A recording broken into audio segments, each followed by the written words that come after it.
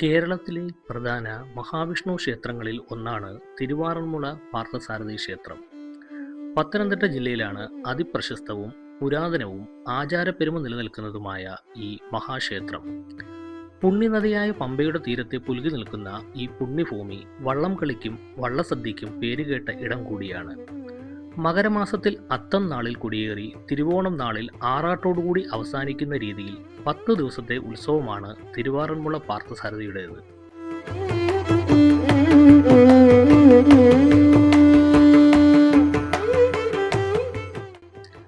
ഉത്സവത്തിന്റെ 5ാം നാളാണ് അതിപ്രശസ്തമായ ആറന്മുള 5ാം പുറപ്പാട് എന്ന ചടങ്ങ്. തിരുവാറന്മുള അപ്പന്റെ ഗരുഡവാഹനത്തിലുള്ള എഴുന്നള്ളത്താണ് ഈ ചടങ്ങ്. അത്താഴപൂജയ്ക്ക് ശേഷം രാത്രി 11 മണിയോടുകൂടിയാണ് ഗരുഡവാഹനത്തിലേറിയുള്ള ആറന്മുള പാർത്ഥസാരഥിയുടെ എഴുന്നള്ളത്ത് ചടങ്ങ് ആരംഭിക്കുന്നത്. ഇത് ആറന്മുളയുടെ പ്രധാനപ്പെട്ട ഉത്സവ ദിനം കൂടിയാണ്.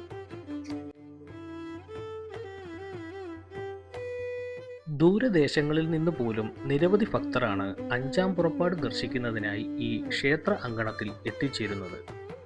ഈ ദിവസം ക്ഷേത്ര ദർശനത്തിനായി എത്തുന്നതും 5ാം പുറപ്പാട് ചടങ്ങ് കണ്ട് തൊഴുന്നതും സർവ്വ ഐശ്വര്യപ്രദമാണ് എന്ന വിശ്വാസം മൂലമാണ് ദേശത്തു നിന്നും വിദേശത്തു നിന്നും പതിനായിരങ്ങൾ തിരുവാറന്മുള അപ്പന്റെ അനുഗ്രഹം തേടി എത്തുന്നത്.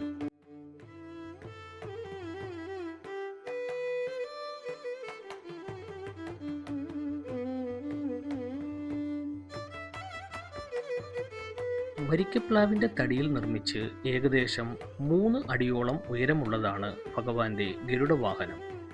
ഇരുവശത്തേക്കും ചിറകുകൾ വിടർത്തി കൈകൾ നീട്ടി ഭഗവാന്റെ കാലുകൾ താങ്ങാവുന്ന വിധത്തിൽ പിടിച്ചിരിക്കുന്ന നിലയിലാണ് ഗരുഡ ഭഗവാൻ. ദംഷ്ട്രകളോടുകൂടിയ വായും ഗാംഭീര്യം തുടിക്കുന്ന മുഖവും കൊത്തുപണികളോടുകൂടിയ കിരീടവും ഒരുക്കിയതാണ് ഗരുഡവാഹനം.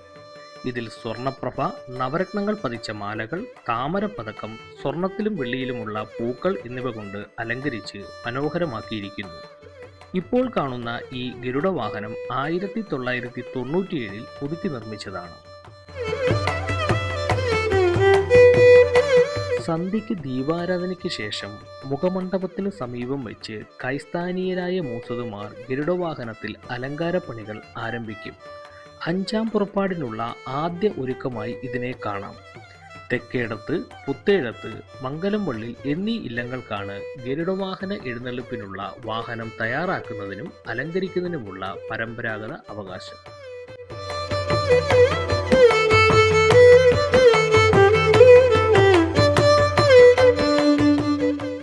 5ാം ഉത്സവത്തിന് കുന്തിദേവിയും പഞ്ചപാണ്ഡവരും ക്ഷേത്രത്തിന്റെ തെക്കേ നടയിൽ പാർത്ഥസാരഥി ദർശനത്തിനായി കാത്തുനിൽക്കുന്നു എന്നതാണ് 5ാം പുറപ്പാട് ചടങ്ങിനു പിന്നിലെ ഐതിഹ്യം.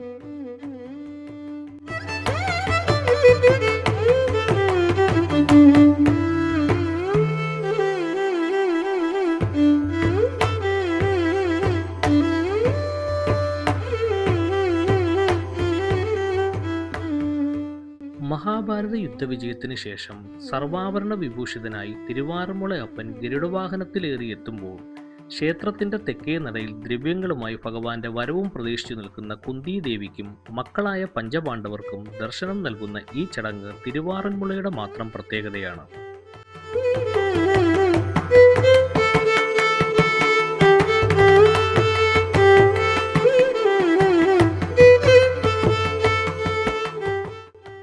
രാത്രി 11 മണിയോടുകൂടി പുറത്തേക്ക് എഴുന്നള്ളിക്കുന്ന ഭഗവാനെ ബലിക്കൽപുരയുടെ ഇടതുഭാഗത്തെത്തിച്ച് മേൽശാന്തി കർപ്പൂരാദി ഒഴിയുന്നതോടുകൂടി 5ാം പുറപ്പാടിന്റെ പുറം ചടങ്ങുകൾക്ക് ആരംഭം ആകുകയായി.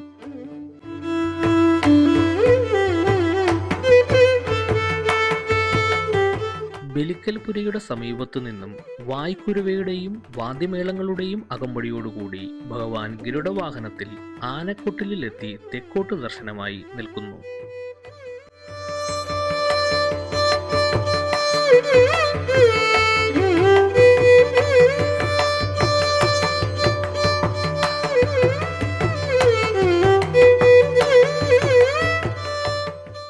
ആനക്കൊട്ടിലിൽ ഒരു മേളത്തിന് ശേഷം വാദ്യമേളങ്ങളുടെയും മയൂര നൃത്തത്തിൻ്റെയും കൂടെ പ്രദക്ഷിണം ആരംഭിക്കുന്ന ഭഗവാനെയും വാഹനത്തെയും പാർത്ഥസാരഥി ഭക്തർ ദീപങ്ങൾ തെളിയിച്ചാണ് വരവേൽക്കുന്നത്.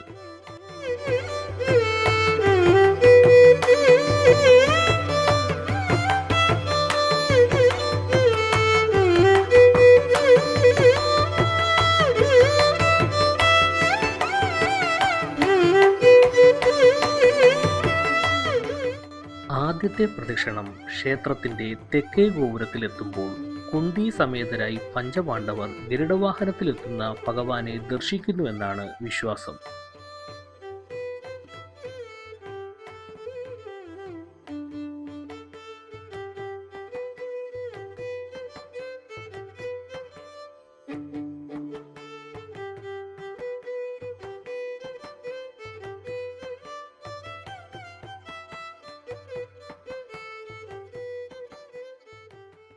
തെക്കേ നടയിൽ നിന്നും പ്രദക്ഷിണം പടിഞ്ഞാറേ നടയിൽ എത്തുമ്പോൾ ചെറു കമ്പത്തിന് തിരി തെളിയുകയായി.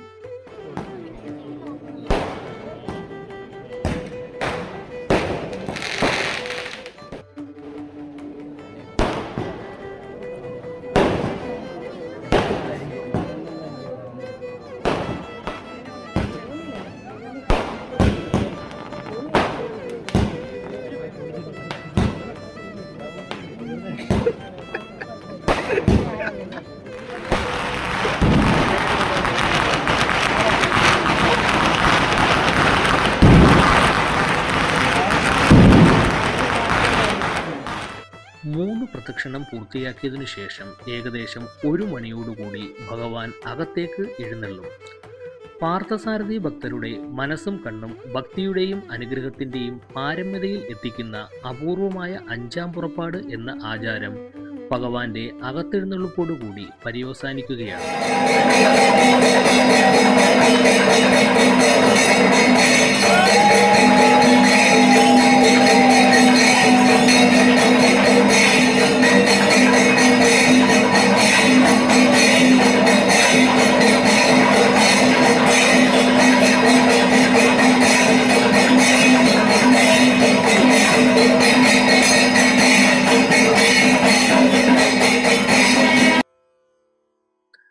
അഞ്ചാം പുറപ്പാട് ചടങ്ങിന് ശേഷം അകത്തേക്ക് എഴുന്നള്ളുന്ന ഭഗവാൻ അല്പസമയത്തിന് ശേഷം വീണ്ടും പുറത്തേക്ക് എഴുന്നള്ളുകയും ശ്രീ പാർത്ഥസാരഥിയുടെ തിടമ്പ് പുറത്ത് ഒരുങ്ങി നിൽക്കുന്ന ഗജവീരന്റെ ശിരസിലേറി അത്താഴ ശീവേലി പൂർത്തിയാകുന്നതോടുകൂടി 5-ാം ദിവസത്തെ ഉത്സവത്തിന് തിരശീല വീഴുകയായി.